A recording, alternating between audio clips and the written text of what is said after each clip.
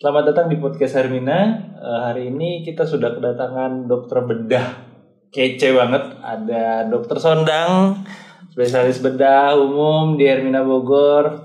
Boleh dok dikenalkan dirinya dulu dok sama teman-teman dari Hermina dok. Baik ya, saya Sondang Maria C. Simanjuntak.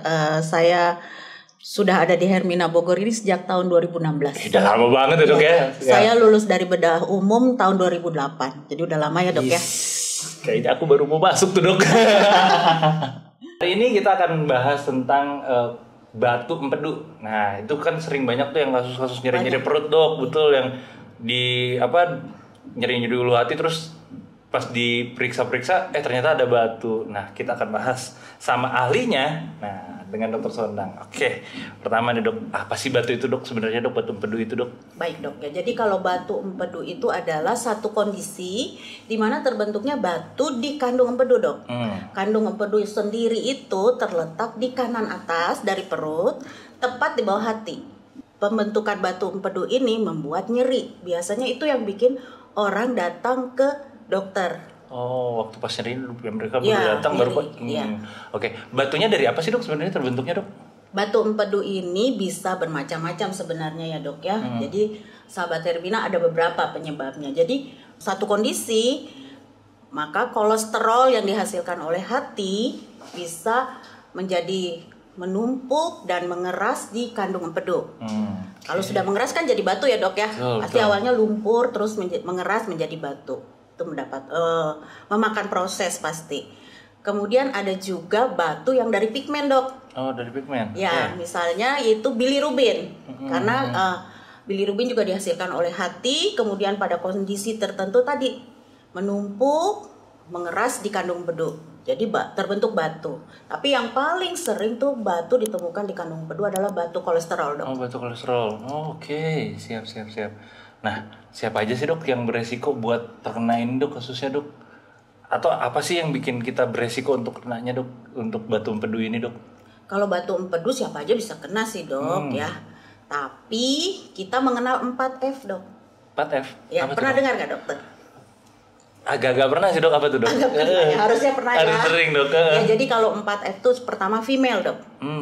Oke, perempuan ya dok ya? Ya, kemudian 40, jadi 40 ya, usia 40. Kemudian fat, artinya kegemukan dok ya. Dan yang keempat, 4F-nya satu lagi adalah fertile. Ya. Jadi kalau lihat dari sini, dilihat-lihat aja kita di mana nih dok. Aku takutnya kayaknya fatnya nih banyak nih kayaknya. Harus olahraga dok. Iya kayaknya dok ya. Kita kurangin. Nah, kenapa perempuan dok di sini dok kasusnya dok? Mungkin kita lihat tadi ada fertile ya. Nah, kemudian berarti dipengaruhi oleh hormon. Hormon itu kan kalau pada perempuan banyak faktor ya. Stres dikit juga hormonnya berubah. Betul.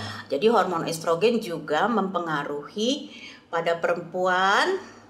Ya kan yang punya perempuan ya dok ya. Betul, yang paling banyak perempuan ya. estrogen. Jadi itu salah satu penyebabnya dok. Karena si hormon jadi masalah hormon estrogennya ya dok ya. Pembentuk banyaknya itu karena lemak berarti posisinya di perempuan. Iya dok. Oke, siap. Tapi bukan berarti perempuan produksi lemak semua ya. Banyak kan perempuan yang suka lari ya dok ya.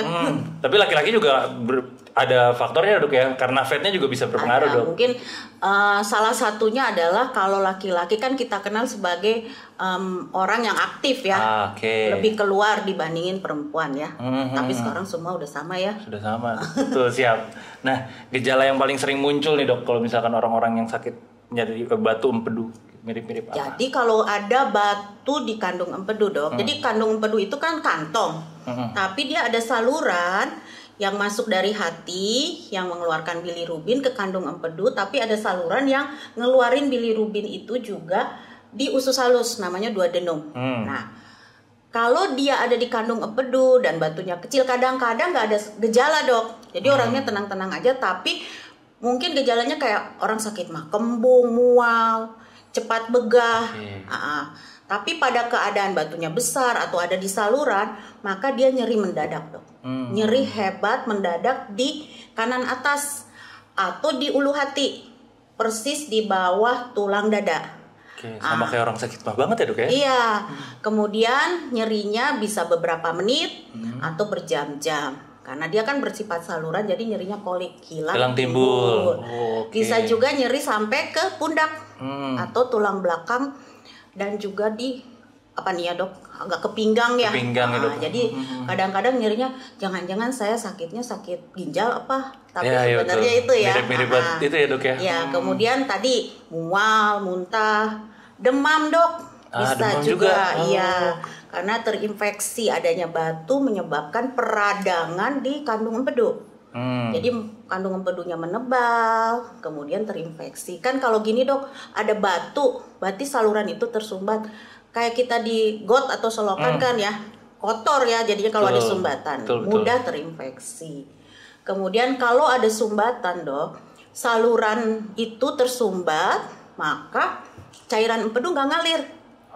Jadi kita bisa kuning, bagian mata kita yang putih ini dok, bisa kuning, atau seluruh wajah atau tubuh kita, atau juga kencing kita dok, seperti teh.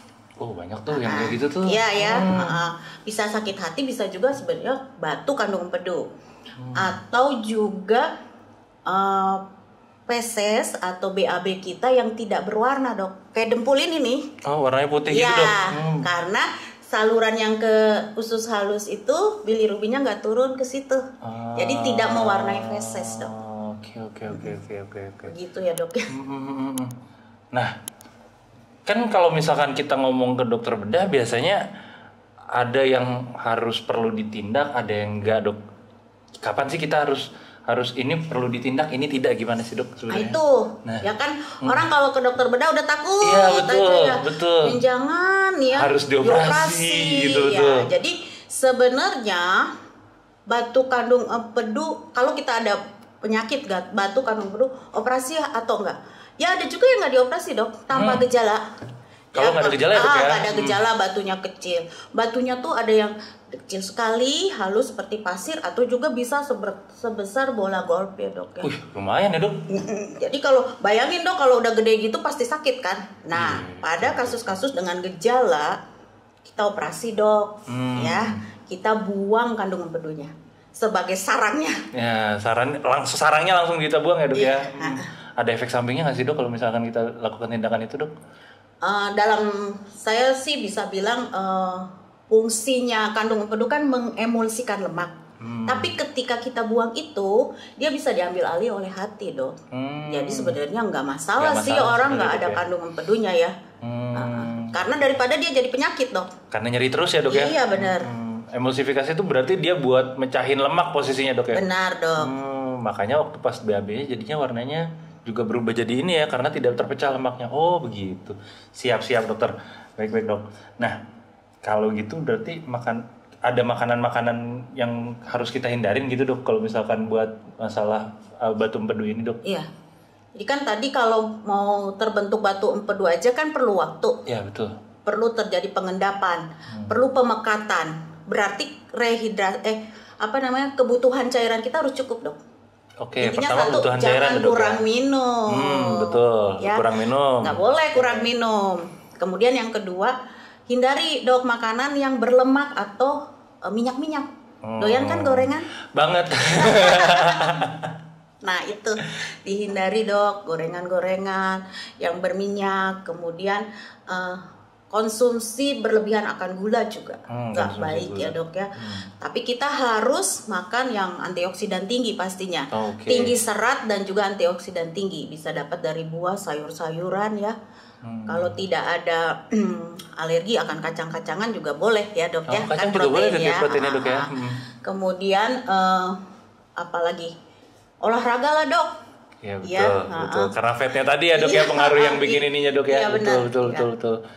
Dari kebanyakan nih semuanya dok, bisa saya simpulin hampir semuanya batu empedu sih sebenarnya kalau misalkan tidak bergejala nggak apa-apa ya dok ya. Ada yang nggak perlu kita operasi. Ada yang nggak perlu dioperasi, jadi nggak perlu takut untuk berobat. Nanti harus tahu dulu ini gejalanya udah sering, cuma nyeri-nyeri perut kok bolak-balik. Nah bisa ngomong sama dokter Sondang nanti di Hermina Bogor. Nanti jadwal sudah dilihat di deskripsi di bawah. Oke, makasih dokter untuk hari banyak, ini. Dok. Semoga bermanfaat ya, Dok. Bermanfaat, amin. Mudah-mudahan. Jadi jangan takut datang ke dokter bedah. Jangan dibilang juga dokter bedah langsung tindakan. Nggak ada yang kayak gitu. Semua berdasarkan klinis ya dok ya. Iya. Siap, baik. Makasih dokter. Makasih banyak dok. Sampai jumpa sahabat-sahabat Hermina.